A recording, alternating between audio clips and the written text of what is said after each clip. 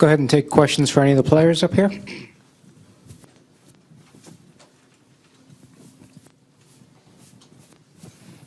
Jeff. For Ethan and Vitto, there were times in the first half it looked like, I think one time Greg called a timeout, and I don't know if he was upset with the defense, but what was his general message at halftime? What he wanted to see you guys do better in the second half? The biggest emphasis was transition and stopping them in transition. They had 13 in the first half and 0 in the second half, I believe. So that is what he told us.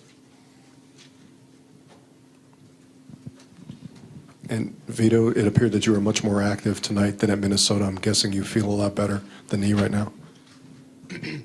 Yeah, I'm not going to use that as an excuse for my lazy play against Minnesota, but that was definitely a point of emphasis for me, and what the coaches had told me to do is just go out there and play with a lot more energy and try to bring a positive impact on the defensive and offensive side.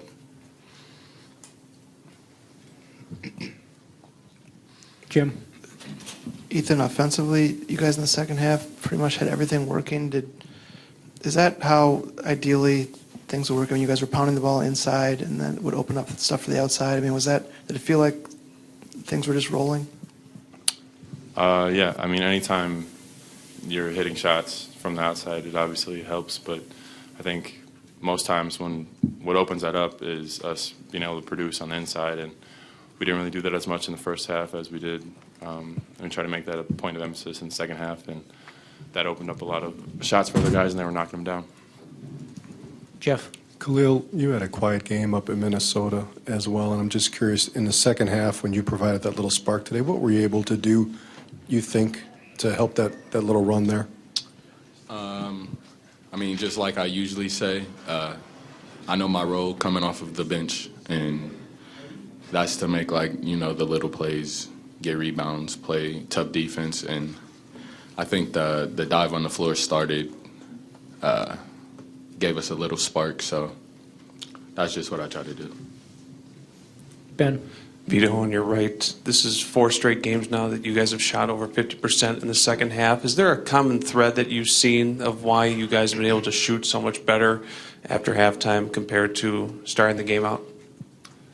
Yeah, I don't know why that is. I mean, me and Shody were talking about that, why we, sometimes we'll have a good half, like you said, in a real average half to start the game. So definitely going into this next game against Rutgers, we're going to be looking to try to put 2 good solid halves together, and I think it's just because we, people go off on us at halftime and tell us, that we're not taking care of business like we should be, and so we kind of refocus up and take care of that in the second half. So we just got to try to do that in the first half next time.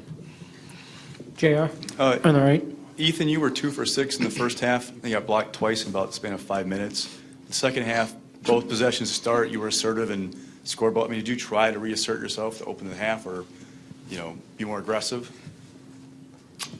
I mean, I think the blocks came from me trying to be too aggressive almost, just instead of doing what I usually do, which is take my time and pump fake and get them up in the air. I was trying to go up and too soon, and I played right in their hands. So, I mean, the first bucket to start the half was just a jump hook with the second bucket. I drove in there and pump faked and finished that way. So that's kind of my game, and I kind of got away from it there.